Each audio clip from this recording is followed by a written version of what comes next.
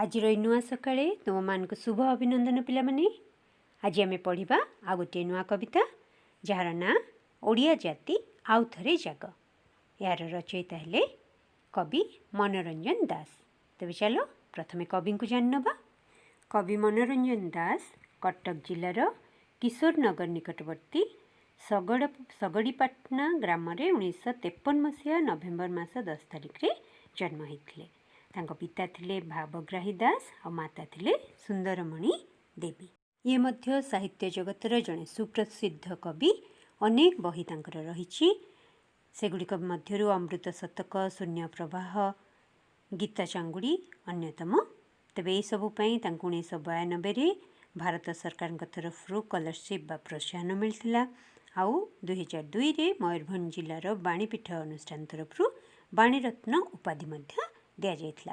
आज आम जो कविताटी पढ़ा ताहा तांकर शून्य प्रवाह कविता संकलन निया जायछि। तेबे चलो कवि आमर ओडिया जाति विषय रे कौन कहबा चाहूँगी जानिबा। तेबे देख पिला माने कविताटी प्रथमे कौन लिखिछन्ति से। सागर छुए आमरी भूई भूधर गाए जय गीति, आमेरे वीर आमेरे धीर ओडिया आम परिचिति।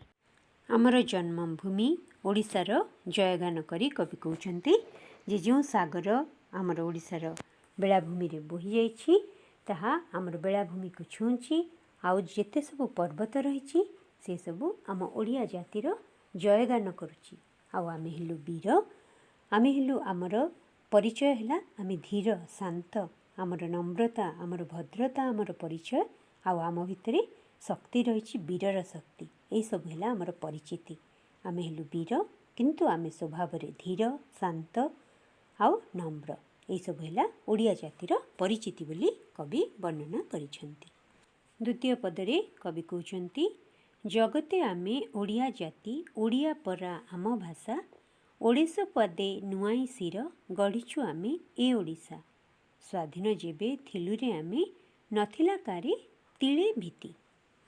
कवि कहउछन्ति ओडिया जातिर परिचय हैला तार भाषा।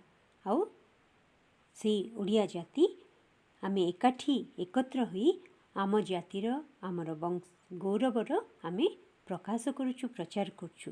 आउ एटा आमे केमती संभव होइछि। आमे ओडेश हेले ओडिशार देवता ओडिशार ईश्वर, तांको पाद तले आमे शिर नुआई प्रणाम करी तांकरी आशीष रे आमे ओडिशा जाति को ओडिशा राज्य को गढ़ी पारिछु, स्वतंत्र करि पारिछु। आमर आराध्य देवता हेले जगन्नाथ। आउ आमे जे पर्यंत स्वाधीन थिलु आमर काहाकू तिले हेले भी भय नथिला कि डर नथिला। आमे निडर थिलु, आम पाखरे शक्ति थिला, आमर बल आउ आमर वीरत्व जगत रे आमर स्वतंत्र परिचय सृष्टि करि पारिथिला। पुणी कवि कहउछन्ति कला कलना वाणिज्य मेला अथवा रणकौशल, धनर बले मनर बले करिछु धरा टळमळ, लक्षे राजारे मौड़मणि थिले आमरी गजपति। ओडिया जातिर कला कारुकार्य जहाँ सबु तार मंदिर गुड़िकरे प्रतिफलित हुए। पुणी जिते सबु वाणिज्य मेला कौन हुए आम ओडिशार आमर जहाँ किछि प्रोडक्ट जेमतिकी कटकर तारकसी काम, पिपिलीर चांदुआ आउ संबलपुरी साड़ी, ये सबू जेतेबेले वाणिज्य मेला होची सबु जगार ओडिशार गोटे स्वतंत्र परिचिति सृष्टि करि पारछि। एई जिनस सबू ता सहित आमर रणकौशल जेतेबेले आमर देश रे राजा राजुड़ा माने थिले सेमाने केते केते युद्ध लड़ी जययुक्त होइथिले। तांकर युद्ध विद्या केते उन्नत धरणर थिला।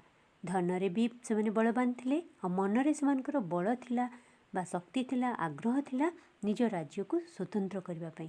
सेति पई पूरा जगत सारा बा धरा सारा पृथ्वी सारा सेमानकर ना उच्चरे रहिला। सेमाने पृथ्वी रे सब लोक मान को टळमळ करदेले जे आंक पाखरे एते एकता एते बल एते शक्ति कोठु आसला। एमान तो दरिद्र राज्य किंतु आंक पाखरे एते एकता एते मनोबल कोठु आसला।